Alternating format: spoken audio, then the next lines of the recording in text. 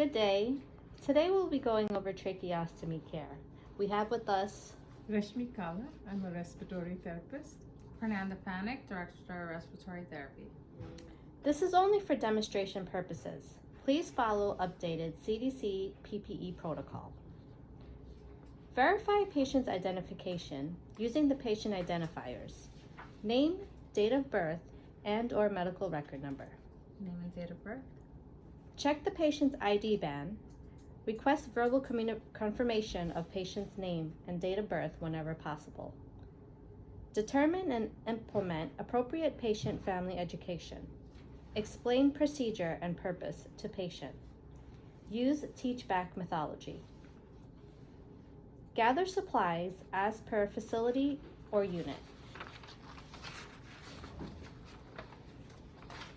You will need disposable gloves, sterile gloves, goggles and/or mask or face shield, additional PPE as indicated, sterile normal saline, sterile cup or basin, sterile cotton tip applicators, sterile gauze sponges.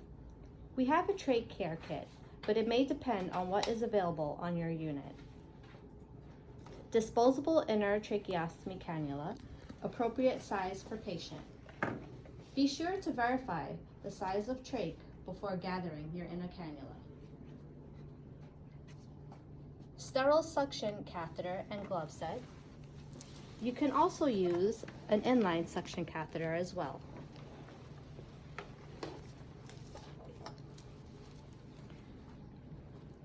Commercially prepared tracheostomy or drain dressing.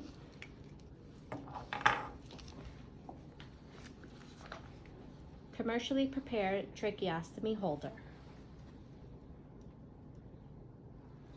Bring necessary equipment to the bedside stand or overhead bed table.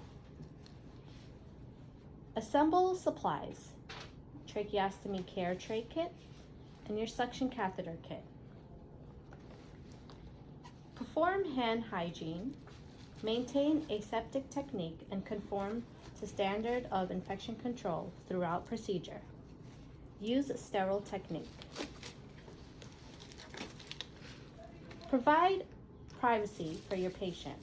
Close the curtains around the bed and close the door to the room if possible. Determine need for tracheostomy care. Should be performed every 12 hours and more frequently as warranted by the patient's condition.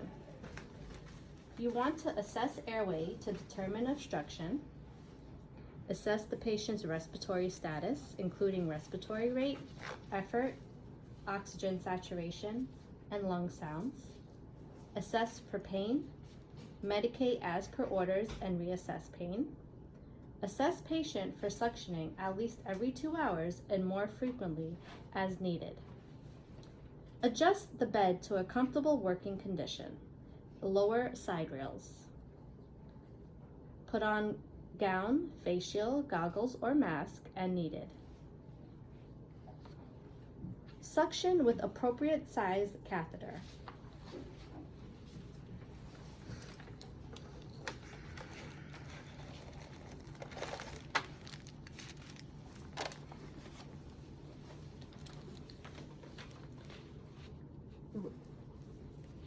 Ensure use of sterile technique, puts on sterile gloves enclosed in trach care kit. Remove waterproof drape to create sterile field. Insert suction catheter 2 to 3 inches into stoma or inner cannula.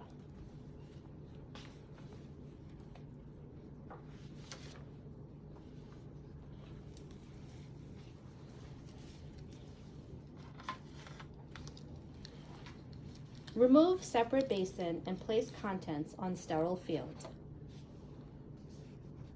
Fill basin with sterile normal saline provided in kit.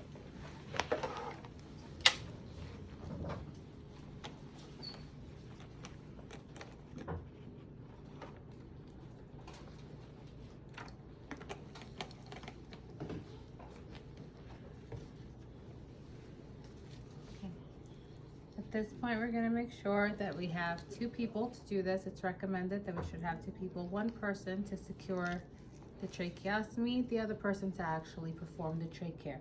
Rashmi, would you mind holding the trach? Sure. It's best that we work one side at a time. Remove the Velcro straps from one side.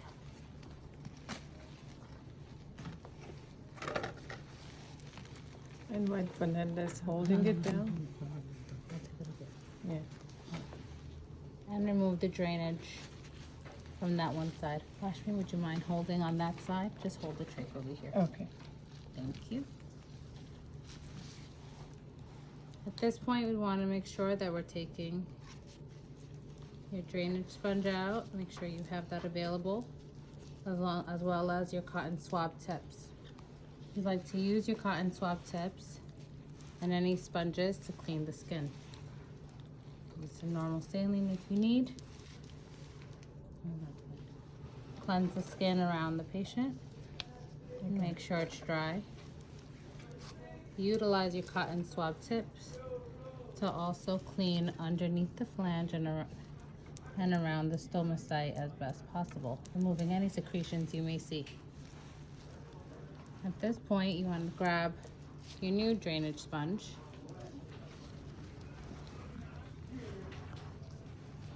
Insert the gauze on that side and grab your new trach tie. Rashmi, would you mind inserting it while I hold?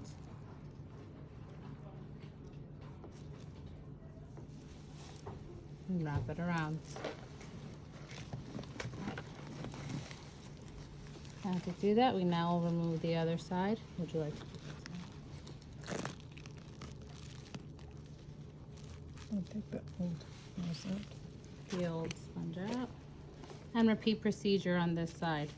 Cleansing the skin.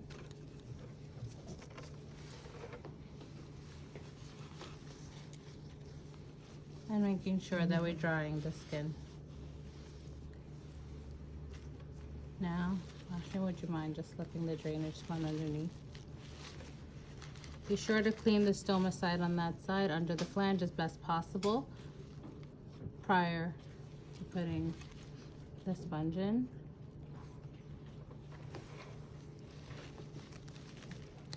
And bring the Velcro strap around. Be sure if the patient does have a pilot balloon, not to secure it tied up with the Velcro straps and leave it out of the way.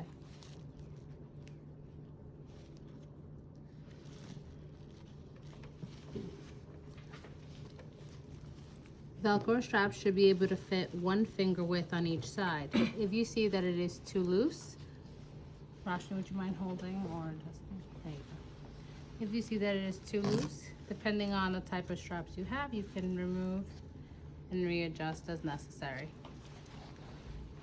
Make sure that you have 1 finger width on each side.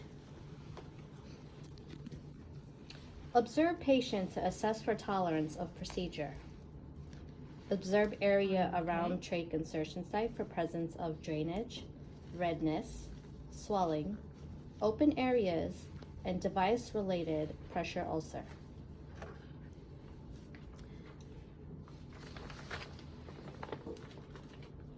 Remove gloves and perform hand. After you're done cleansing the skin, changing the ties, and ensuring that everything's good with the dressing, we want to change the inner cannula.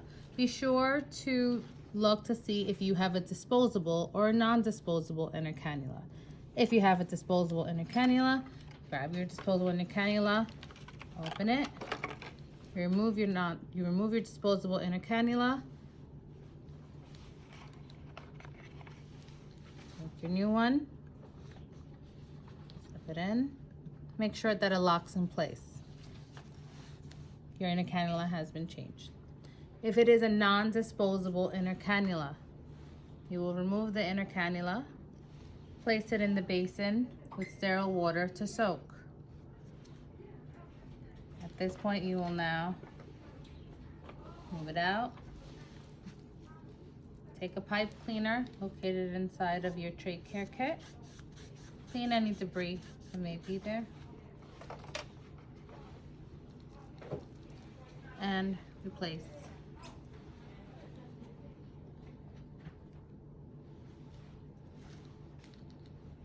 Remove gloves and perform hand hygiene. Remove face shield or goggles and mask and dispose in appropriate trash receptacle. Assist the patient to a comfortable position. Raise the bed rail and place the bed in the lowest position. Ensure call bell is within reach. Open curtain and door and assess for comfort. Reassess the patient's respiratory status, including respiratory rate, effort, oxygen saturation, and lung sounds.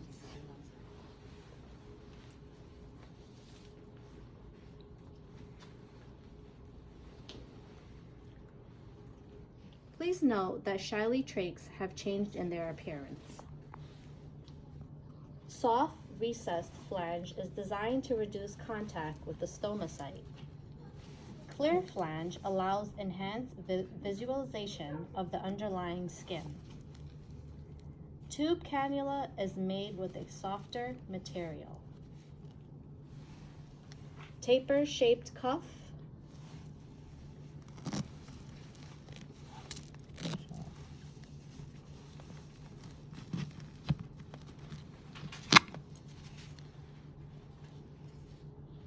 Exerts 18.6% less lateral wall pressure on the trachea. Reduces fluid leakage by 96% at a lower cuff pressure. Airflow around the outer cannula when the cuff is deflated has increased by an average of 242% compared to the LIJVS DCT tracheostomy tube. This will help the patient breathe better when your patient is on a trach collar and not on the ventilator. The patient's on the trach collar and the cuff is completely deflated. It's much closer to the flange than the old style, which stays pretty boggy.